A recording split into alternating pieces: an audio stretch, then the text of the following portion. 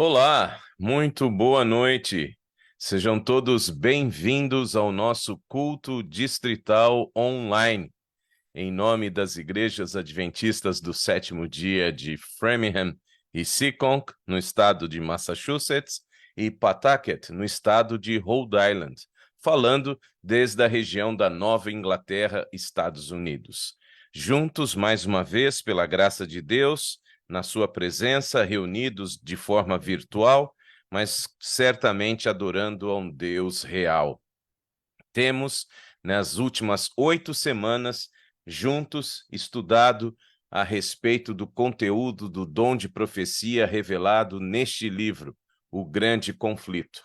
E esperamos que você esteja aproveitando a oportunidade para, através desta bênção da revelação, poder entender de onde viemos, onde estamos e para onde vamos. Você tem a opção de ter a obra completa, onde baseamos as nossas mensagens, e também a versão da obra condensada. E assim você terá condição de ter acesso à leitura a cada nova semana. Hoje, o contexto do nosso estudo é o capítulo de número 9. Você também tem nas descrições que estão disponíveis, tanto no Zoom quanto no Facebook, da apresentação de cada quarta-feira, a versão em audiobook. Você pode ouvir a leitura do livro e também uma versão em e-book, em PDF, para você baixar e também fazer a sua leitura. Se você, porventura, ainda não tem acesso a alguma dessas edições impressas, você tem aí à sua disposição, na descrição do vídeo, a cada quarta-feira, as edições em e-book e audiolivro, para que você não fique sem aproveitar a leitura de cada semana. Vamos fazer uma oração, na sequência louvar o nome de Deus e então partirmos para o estudo desta noite. Pai que está no céu, em nome de Jesus, agradecemos a oportunidade de estarmos na sua presença mais uma vez. Com o perdão dos nossos pecados, nós estamos humildemente lhe pedindo para que aceite esta nossa adoração, feita através das orações, feita através da música que vamos cantar e especialmente feita através do estudo da Tua Palavra. Fala aos nossos corações, esteja, Senhor, conosco nas nossas lutas, dificuldades, e que possamos ser a cada dia mais transformados à sua semelhança. Orando em nome de Jesus. Amém.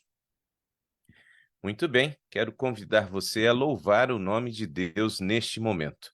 Então, por favor, prepare-se para cantar e daqui a pouco voltaremos com a oportunidade da oração intercessora, ok? Então, vamos juntos louvar o nome de Deus e daqui a pouco vamos estudar a sua palavra. Vamos cantar.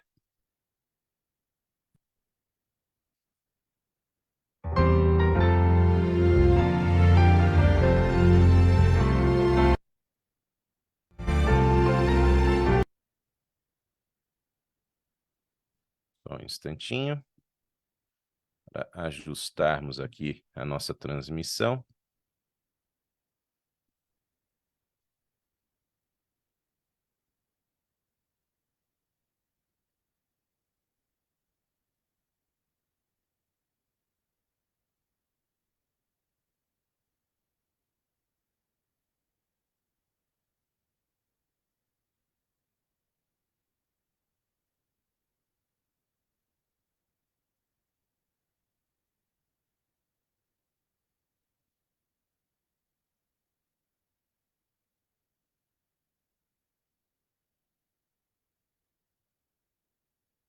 Vamos louvar então ao Senhor.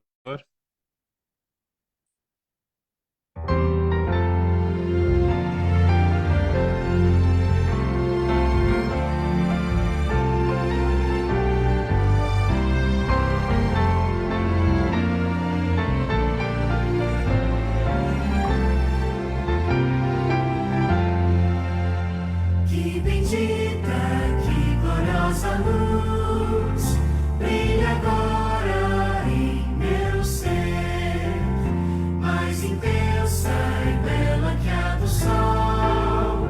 Veio em mim Jesus viver,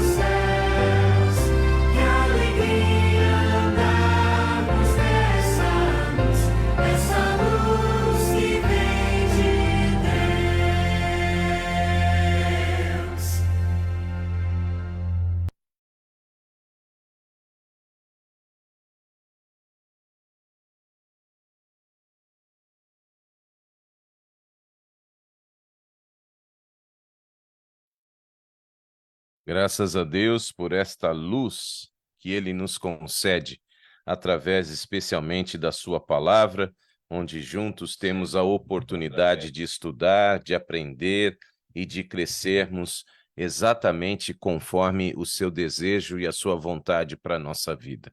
Que bom que estamos juntos mais uma vez e temos então a oportunidade de dar nosso boa noite a todos os queridos irmãos e amigos que estão conosco, seja através do Zoom, seja através do Facebook. E se você tiver aqui no Zoom algum pedido especial, algum agradecimento que queira abrir o seu microfone para compartilhar nesta noite, esteja à vontade para fazê-lo.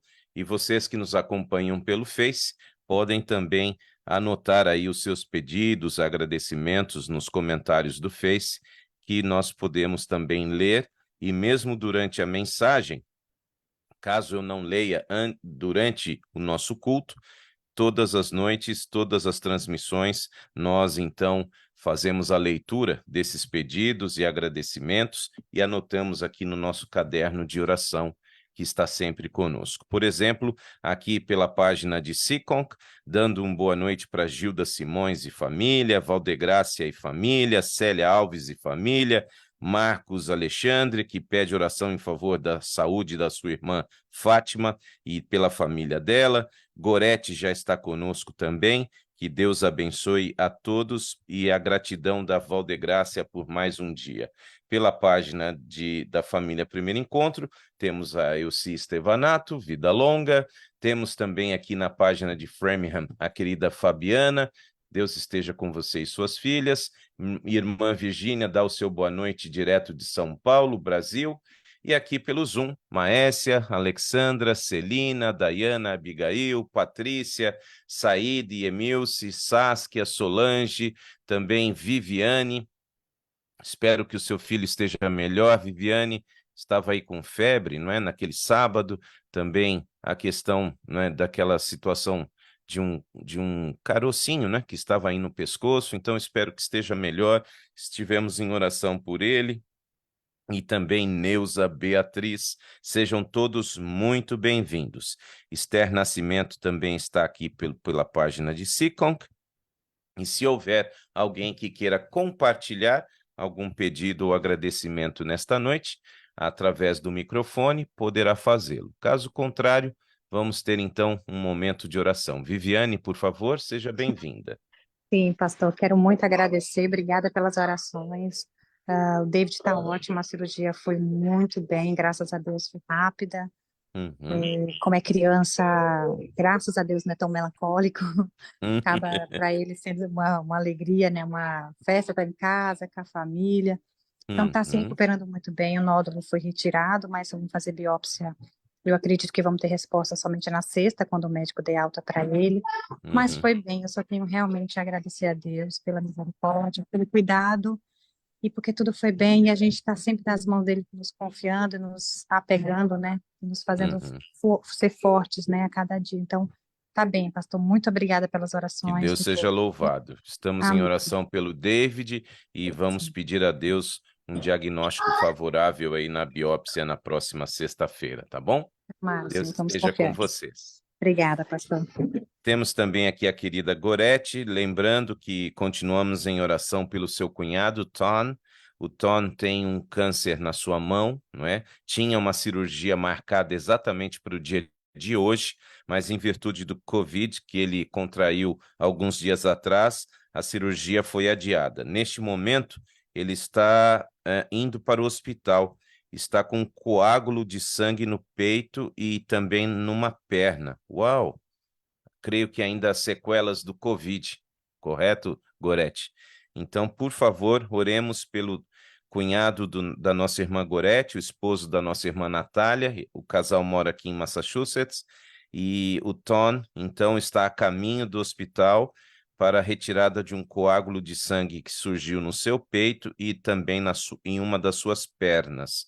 Por favor, colocar o Tom em nossas orações. Uma boa noite também para a querida Laurença Lopes e também para Maura Carvalho, que já está conosco, Laurença de New Bedford e Maura Carvalho de Benevides, no Pará, Brasil.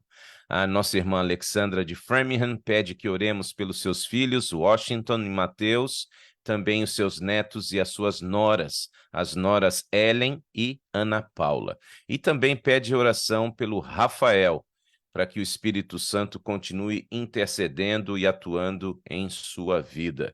Então, oremos pelos filhos, noras e netos da nossa irmã Alexandra, além de orar também pelo Rafael, a fim de que o Espírito Santo continue agindo em sua vida. Muito bem, meus queridos, vamos ter um momento, então, agora de oração intercessora. Será que eu posso convidá-la, Dayana, para orar por nós nesta noite? Aqui em prol desses pedidos que estamos aqui ouvindo, né, a respeito especialmente do Tom, que está a caminho do hospital, orar pelo David também, filhinho da Viviane, e pelos pedidos aqui que foram feitos também pela irmã Alexandra, enfim, por favor, interceda pelos pedidos e agradecimentos desta noite. Obrigado. Boa noite, pastor. Boa noite a todos. Saudades aí, Neuza Beatriz. Abraços. E vamos orar, né, pastor? Uhum. Pai querido, Pai amado, no nome de Jesus, aqui estamos, ó Deus, mais uma vez na tua presença. Com essa oportunidade maravilhosa que o Senhor tem nos dado, usando o pastor para transmitir, ó Deus, a tua palavra aos nossos corações. Obrigado, Senhor, por cada um que está aqui conectado conosco. Também aqueles que irão assistir em outros horários, em outros momentos, através do YouTube, Facebook, enfim. Que a tua palavra possa ir de encontro a cada um. Deus, Pai amado, Pai querido, é no nome de Jesus que pedimos por esses pedidos que foram mencionados aqui, o Tom, o David, Senhor, cada um com uma necessidade, ó Deus, que o Senhor restaure, que o Senhor dê saúde, que o Senhor toma nas tuas mãos. Nós acreditamos no milagre, por isso pedimos ao Senhor que tenha de misericórdia, também o pedido da Alexandra, todos aqueles também que têm um pedido, que tem algo, que necessita de algo, Senhor, que não foi exposto aqui, mas o Senhor sabe, que o Senhor venha suprir a necessidade de cada um. No nome de Jesus, nós entregamos nas mãos do Senhor, crendo no teu milagre.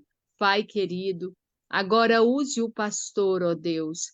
Pedimos ao Senhor que fale através do teu servo, e que nós que somos os ouvintes da tua palavra, possamos colocar ela em prática. Não viemos ficar somente como ouvintes, mas também como praticantes, e que possamos cada dia mais nos achegarmos mais perto do Senhor, para nos preparar, e quando o Senhor vier nas nuvens do céu, possamos estar prontos para ouvir e para subir ao teu encontro. No nome de Jesus, nós te pedimos, nós te agradecemos, agora e sempre. Amém. Amém, Deus, amém. Glória a Deus. Amém, pastor. Muito obrigado. Deus esteja com você e todos os seus queridos, e vamos juntos, então, estudar a palavra. Lembrando, estamos às quartas-feiras, a cada semana, estudando o livro Grande Conflito, seja na edição condensada, seja na edição completa. Você também tem à sua disposição aqui nos links dos nossos vídeos, tanto no Face quanto aqui no Zoom, a versão em audiobook para você ouvir, não é? Enquanto dirige, enquanto limpa a sua casa, enquanto, enfim, está em alguma atividade que permite que você possa ouvir, ou também em e-book, para você baixar aí no seu celular, no seu computador, e assim poder fazer a leitura deste maravilhoso livro, ok? Hoje chegou o momento de estudarmos o capítulo número 9, estudaremos um capítulo por semana, são 42 capítulos, e certamente teremos aí uma jornada extremamente abençoada. Nossa irmã Patrícia lembra também da sua neta Rachel. Ela passou a noite no hospital com vômito, diarreia, ficou desidratada e teve que tomar soro. Lembrando que a Rachel tem apenas 1 aninho de vida, tá bom? E ela provavelmente ainda está administrando sequelas do Covid. Infelizmente, a Rachel contraiu a Covid, não é? E teve aí uma recuperação, mas lamentavelmente agora voltou ao hospital e com vômito e diarreia. Por favor, está desidratada, coloquemos a pequena Rachel em nossas orações. Muito bem, meus queridos, chegou o momento, então, de estudarmos a palavra. Eu sempre recomendo a você, dentro da possibilidade, que você tenha sempre aí uma caneta marca-texto, tenha a Bíblia também em suas mãos, um caderninho para anotações, e juntos, então, vamos mais uma vez usufruir da bênção da palavra de Deus, através, então, deste extraordinário livro, O Grande Conflito. Vamos abrir aqui, pedir licença para abrir uma tela de slides. Durante a transmissão dos slides, eu não tenho acesso às mensagens, apenas as que estão aqui no meu celular, mas estejam cientes de que sempre nós lemos todas as mensagens após o término do nosso culto, ok? Muito bem, vamos então mostrar a vocês os slides desta noite e juntos pedirmos a Deus a sua orientação em nosso estudo, conforme então avançamos hoje, capítulo número 9. Uma boa noite também para a querida Laurença Lopes, para a nossa querida Rizomar, Adelina Cabral, Michele Del Duque, Eunice Aparecida, todos sejam bem-vindos, bem-vindas. A Michele comenta que acabou de chegar da sua igreja em São Paulo e agora está dando tempo de pegar o nosso culto online também. Deus seja louvado, Michele. Muito bem, deixa eu só conferir se está tudo certo aqui na nossa transmissão. Muito bem. Aí está, O Grande Conflito, uma saga milenar e seu final surpreendente. Vamos rapidamente recapitular o tema da semana passada, capítulo número 8, o poder triunfante da verdade, lembrando que a versão resumida, a versão missionária, também tem um título um pouco diferente, mas que quer dizer a mesma coisa, tá bom? Então, o título da versão completa, O Poder Triunfante da Verdade, o título da versão missionária, da versão resumida, é A Controvérsia, mas o fundamento é o mesmo, tá certo? Entre os textos que estudamos na semana passada, destaque para João, capítulo 15, verso 18. Abra sua Bíblia, por favor. João, capítulo 15, verso 18, palavras de Jesus. Se o mundo os odeia, tenham em mente que antes odiou a mim.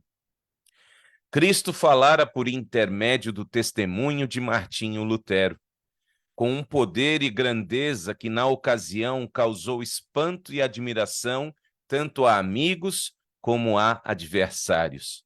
O papado sofrera uma derrota que seria sentida em todas as nações e em todos os tempos. É dito que, depois de Jesus Cristo, Martinho Lutero é a pessoa sobre a qual mais se escreveu livros na história cristã, porque certamente ele fez muita diferença com o seu legado, com a sua coragem, com a sua postura, uma postura de alguém que, de fato, enfrentou todas as dificuldades, todas as mentiras, e que, com o poder da palavra, então, abriu caminho para que eu e você hoje pudéssemos ter a liberdade religiosa de aceitar a Cristo como ele é pregado na sua palavra, e não através de superstições ou ainda de tradições humanas. Muito bem, nossa atenção continua, então, no capítulo número 9, e agora estamos inaugurando a segunda sessão do livro Grande Conflito. Já com 8 semanas, encerramos a primeira sessão, não é? E agora estamos inaugurando a segunda sessão deste extraordinário livro, e com isso nós estamos avançando na pesquisa da palavra de Deus. Eu só preciso fazer uma correção. que eu notei agora que acabou falhando aqui na nossa tela, de onde eu coloco para vocês as seções do nosso livro. A seção correta é Despertam as Nações. Eu acabei me equivocando aqui, mas com a tecnologia, a gente resolve tudo. Seção número 2, o nome correto é Despertam as Nações, ok? Então, esta é a seção número 2 e o seu título correto, que estaremos, então, estudando a partir de hoje. Aí está, seção número 2, Despertam as Nações, capítulo 9, A Luz na Suíça, ou, como eu disse, na edição condensada, apenas Suíça.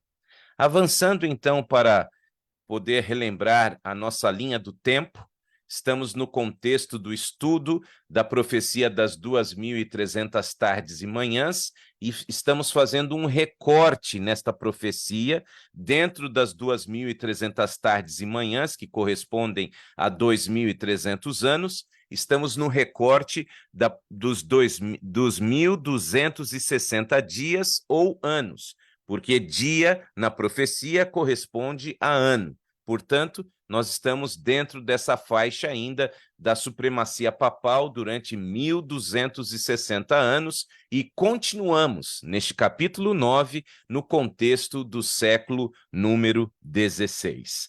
Então, século número 16, que abrange os anos 1501 a 1600. Até a semana passada, com Martinho Lutero, estávamos na Alemanha. Hoje, capítulo 9, chegamos à Suíça. E até aqui segue o mesmo plano adotado por Deus para fundar a reforma. Os seus principais instrumentos, que já estudamos aqui nas semanas anteriores, aqui alguns destaques, obviamente. Deus teve muito mais homens, mulheres fiéis a ele, mas estes são, de fato, aqueles que têm o destaque, são os principais instrumentos desta obra. Todos eles foram pessoas de vida humilde, homens em que, em seu tempo, eram os mais livres do orgulho, especialmente o orgulho de classe, e também da influência do fanatismo e da astúcia dos líderes religiosos da época em que viviam. Então, independente das circunstâncias pelas quais nasceram, em famílias mais pobres ou em famílias de classe média, média alta, estes homens e mulheres eram caracterizados por um espírito de humildade, por serem pessoas que não tinham orgulho de classe social e muito menos sofriam influência de fanatismo ou astúcia dos líderes religiosos do seu tempo. Foi dessa forma que o conhecido humilde homem de Nazaré escolheu também os seus colaboradores quando viveu pessoalmente entre nós.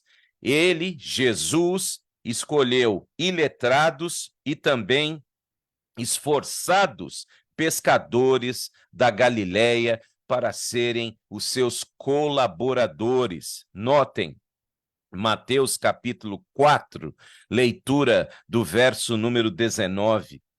A semelhança do período desses reformadores. Em sua época, Cristo, que também fez um impacto na igreja dos seus dias, ele então levanta homens que, conforme Mateus 4,19, ele disse Jesus, sigam-me, e eu farei de vocês pescadores de homens.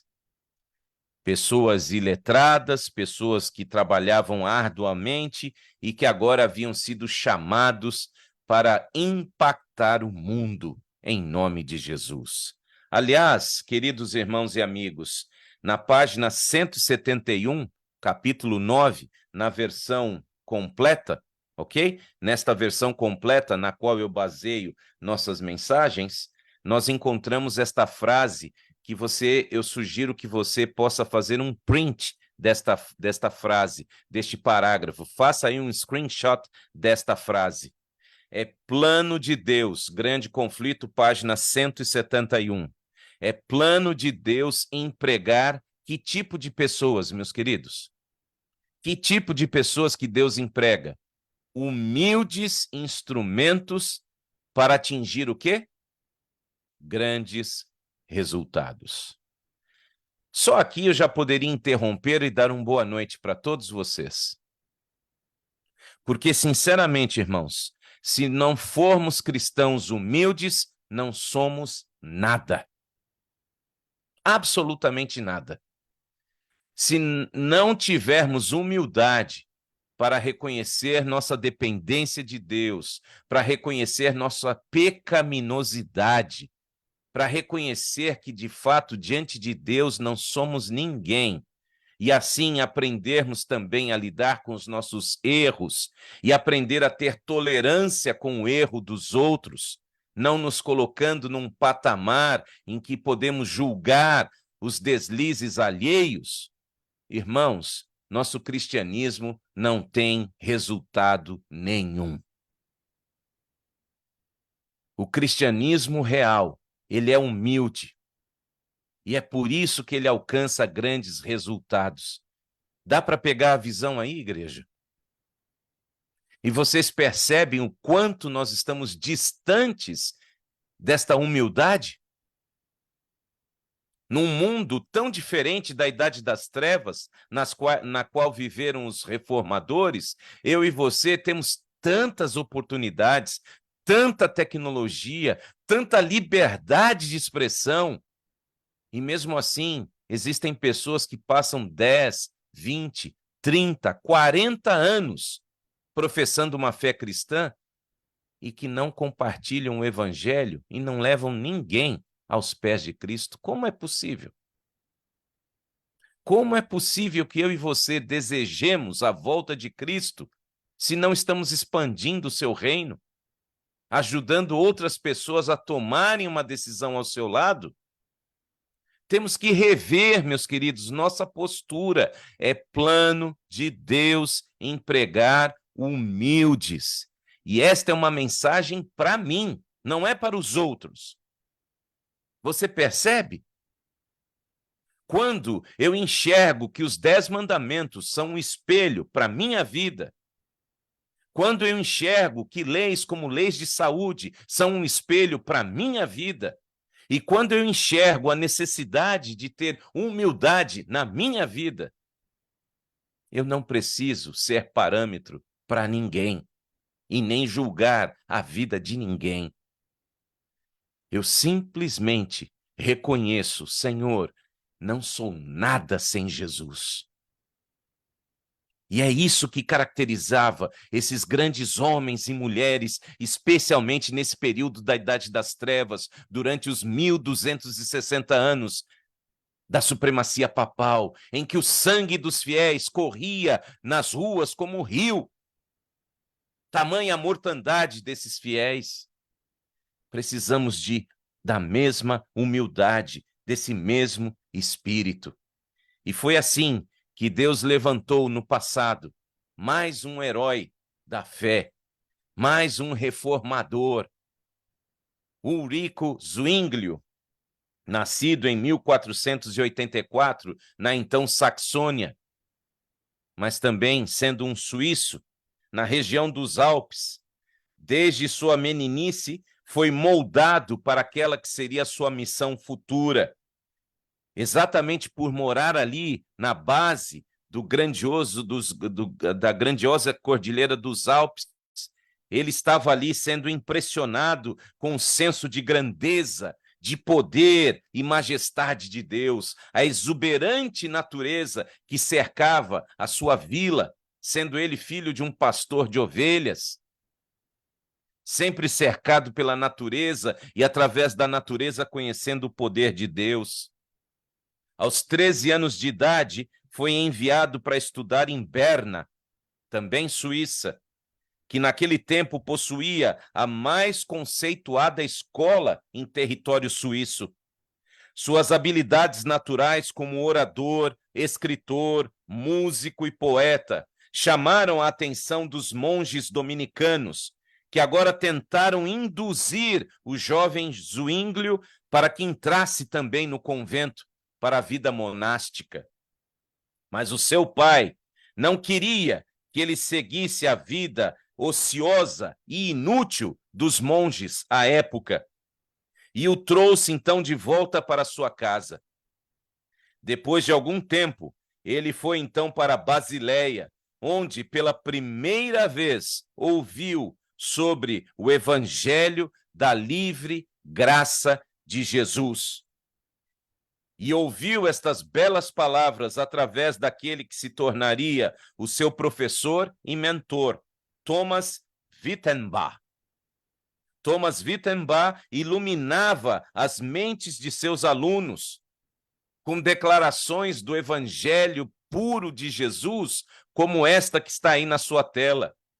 A antiga verdade era que a morte de Cristo é o único resgate do pecador. E esta e outras colocações baseadas no evangelho impactaram o jovem Zwinglio. E quanto mais ele pesquisava as escrituras, mais claro aparecia o contraste entre as verdades de Deus na sua palavra e as heresias vividas por Roma. Zwinglio se submeteu à Bíblia como sendo a palavra de Deus, única regra suficiente e infalível. Logo, fora ordenado padre e passou a trabalhar perto da sua aldeia natal, mais uma vez na região dos Alpes.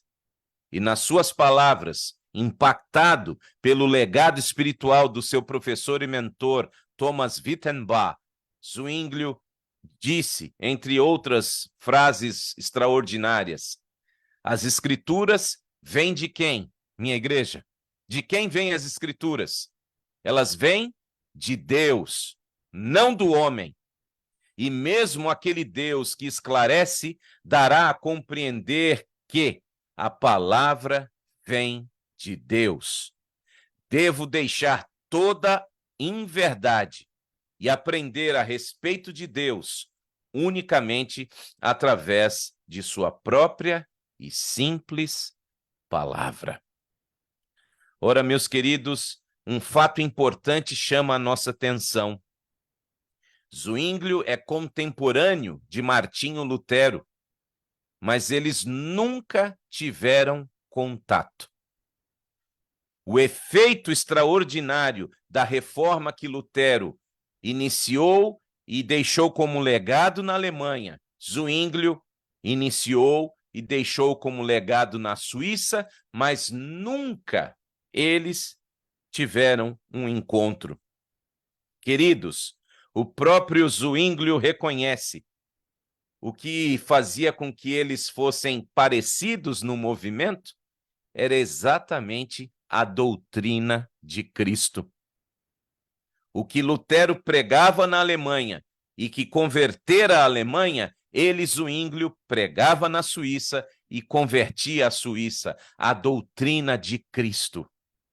Em 1516, agora saindo de perto da sua vila natal, Zwinglio foi convidado para ser pregador no convento de Einsiedeln.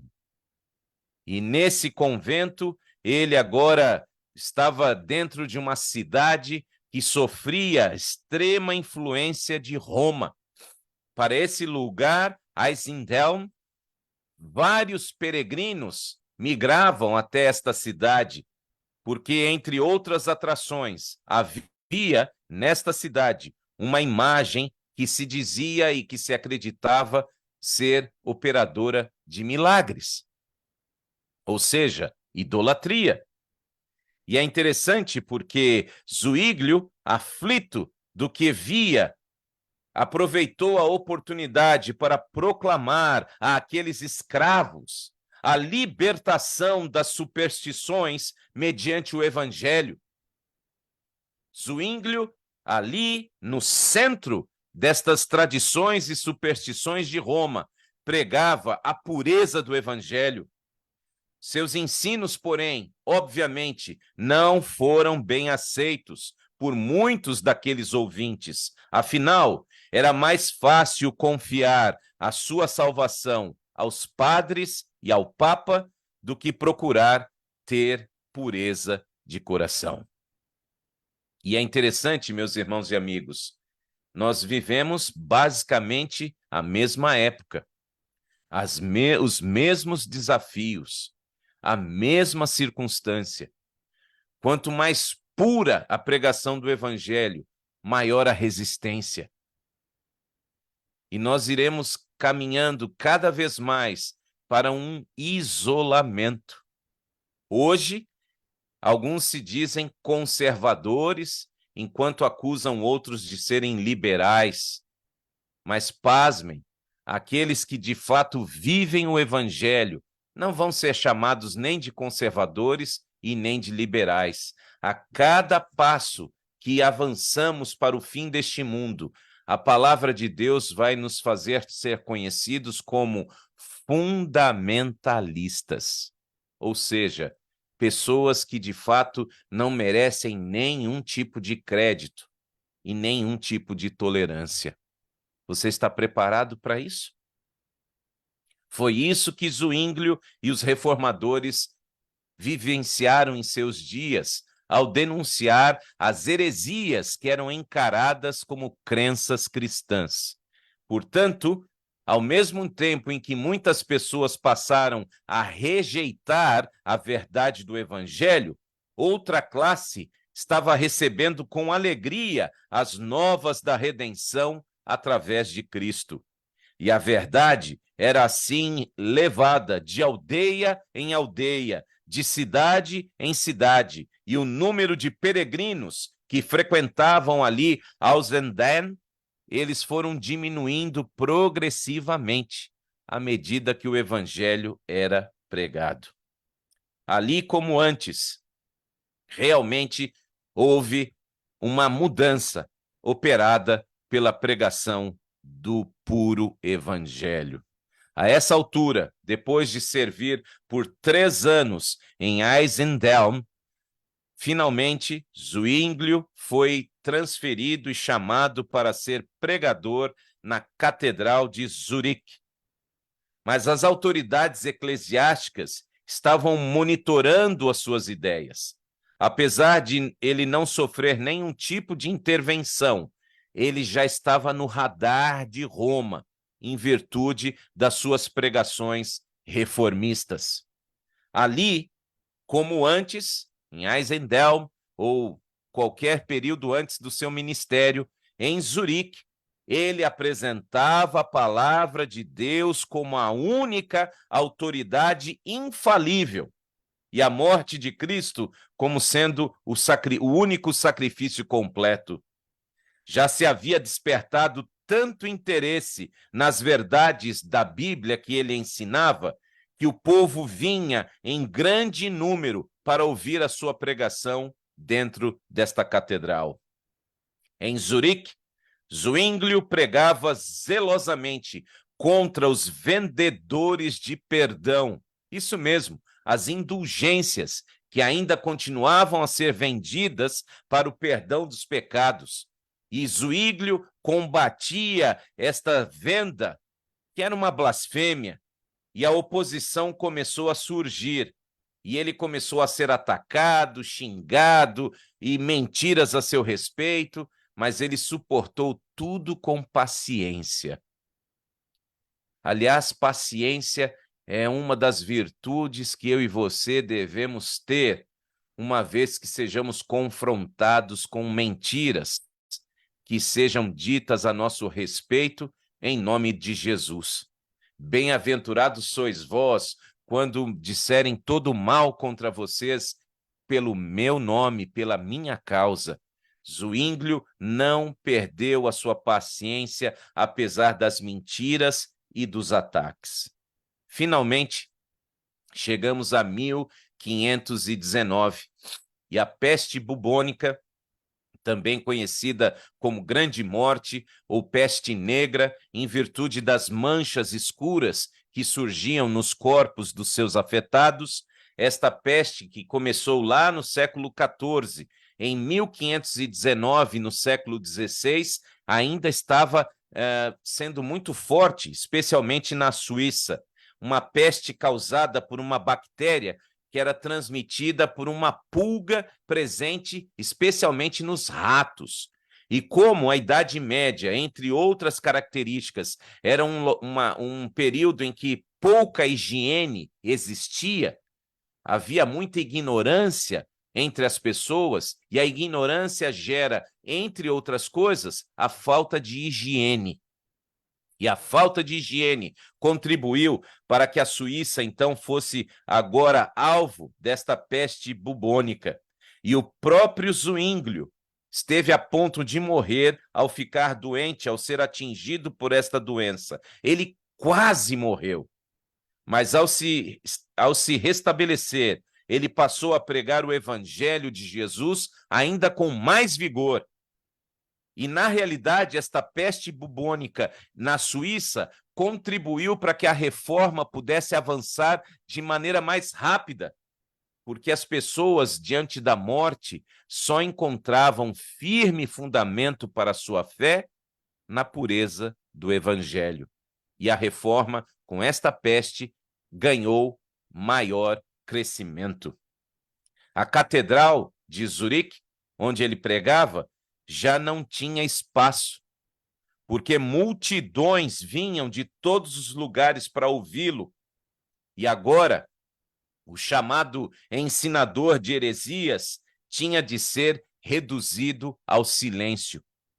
E as fogueiras papais estavam espalhadas por toda a Europa.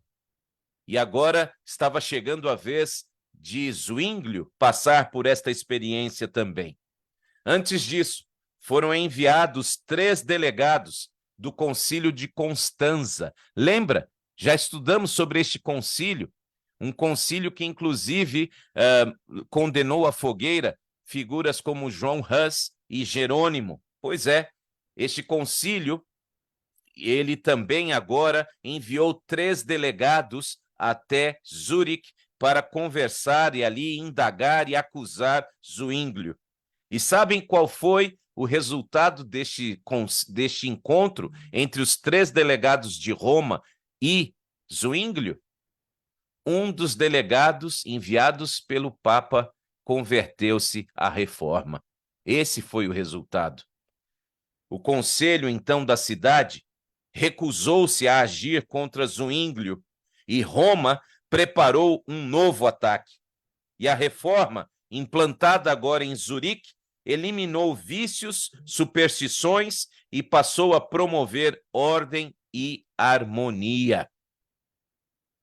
Em 1526, na cidade de Baden, foi designado, então, um debate, onde Zwinglio não compareceu e foi representado por 2 dos seus discípulos, o Ecolambadius e Haller, numa discussão, meus queridos, que durou 18 dias.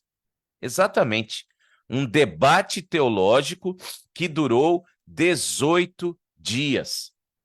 E o contraste foi logo notado pelas pessoas que acompanharam este debate.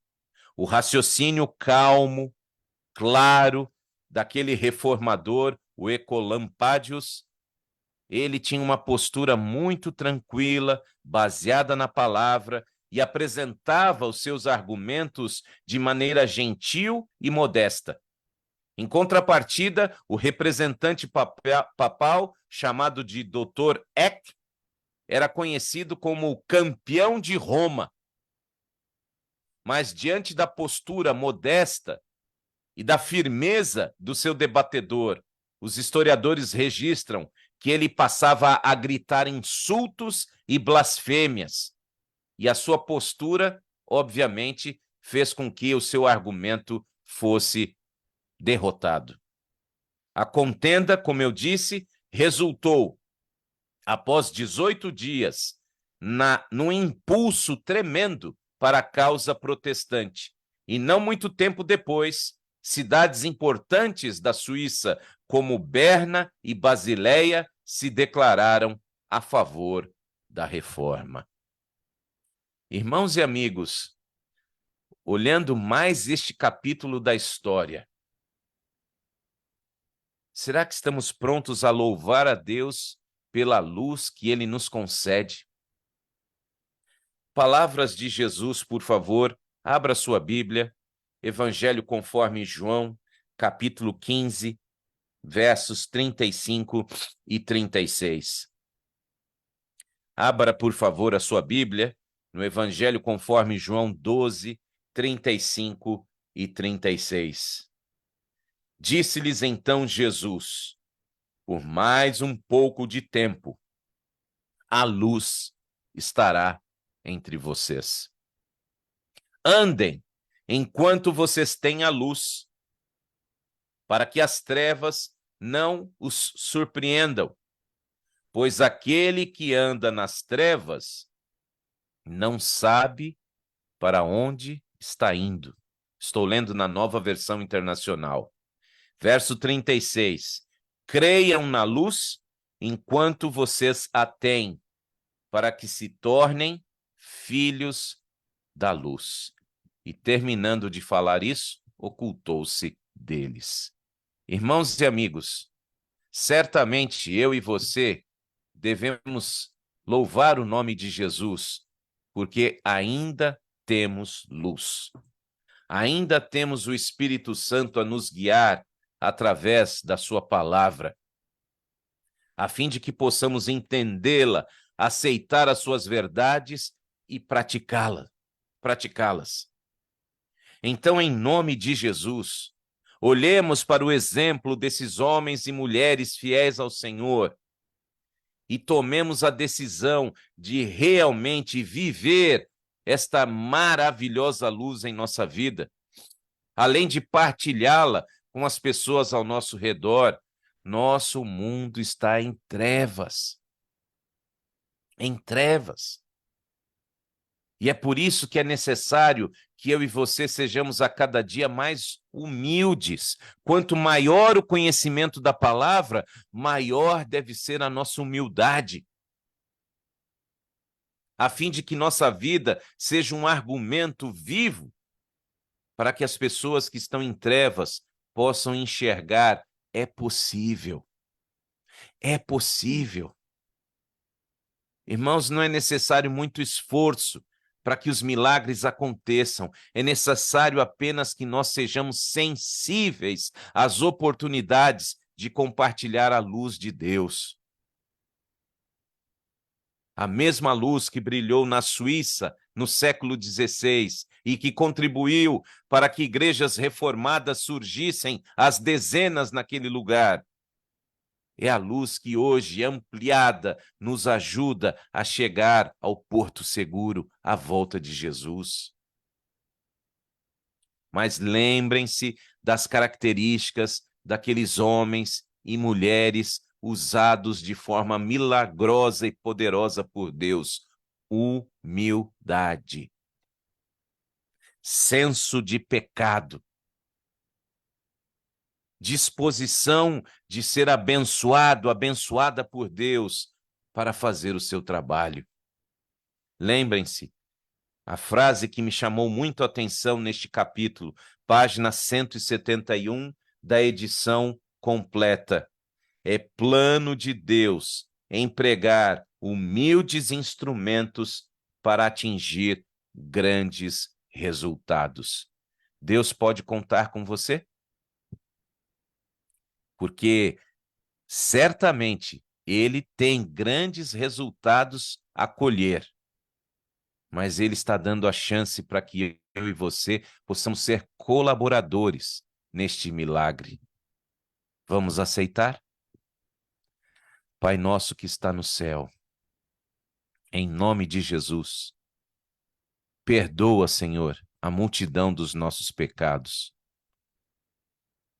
porque somos sempre muito desequilibrados. Ou buscamos uma vida cristã que não tem nenhuma relevância, nenhum freio, e que somente atende aos nossos desejos, ou estamos envoltos muitas vezes numa verdade que ficou louca e que passa agora a julgar todas as pessoas pelo nosso padrão. Deus, tenha misericórdia de nós. Queremos ser equilibrados, humildes, reconhecendo que não somos nada sem Cristo Jesus. E que tudo que o Senhor pede é que a nossa vida seja baseada no amor. Amar a Deus sobre todas as coisas e ao próximo como Jesus amou. Então, Senhor, por favor, mais uma vez te pedimos um milagre na nossa existência. Livra-nos do mal. Ajuda-nos a nos importarmos com as pessoas, não com as coisas. E a vivermos uma vida que possa ser um sermão vivo para aqueles que estão ao nosso redor, não chamando atenção para os nossos hábitos, para as nossas posturas, mas chamando atenção para o único que pode nos salvar, Jesus Cristo. Faz-nos humildemente mais semelhantes a Ti e menos parecidos com nós mesmos. Precisamos de um milagre de dentro para fora, Deus, a fim de que possamos, de fato, ser luz onde existem trevas. Nosso mundo está sofrendo guerras, desastres naturais, violência, corrupção, perversão, tristeza, falta de Deus. Ajuda-nos, Senhor. Queremos ser reparadores de brechas, restauradores desta verdade que está sendo pisada todos os dias. Mas para isso, dá-nos humildade. Humildade para que somente o seu nome seja reconhecido na nossa vida. Esteja com todos os pedidos e agradecimentos que foram compartilhados, aquilo que está no coração de cada um também, para que possamos, Deus, a cada dia, ter a convicção do teu breve retorno. Dá-nos uma noite de sono reparadora, ajuda-nos nas nossas dificuldades, aumenta a nossa fé e volte logo para nos buscar. É com humildade, reconhecendo que não somos nada, que estamos orando em nome de Jesus, dizendo amém e graças a Deus. Deus seja louvado pela sua vida. No link de hoje, você tem um documentário de cerca de meia hora a respeito de outro líder reformador, João Calvino. Você pode assisti-lo pelo YouTube e o link está aí disponível. E na semana que vem, capítulo 10, ok? A partir de hoje, até a próxima quarta-feira, leia ou ouça o capítulo número 10 do nosso livro. E amanhã, às 6 horas da manhã, você é convidado a participar conosco, 6 horas, horário aqui da costa leste dos Estados Unidos, da nossa família Primeiro Encontro, nos mesmos links do Zoom e do Facebook. E na próxima semana, 7h30 da noite, quarta-feira, estaremos juntos pela graça de Deus. Lembre-se, breve Jesus voltará. Uma boa noite.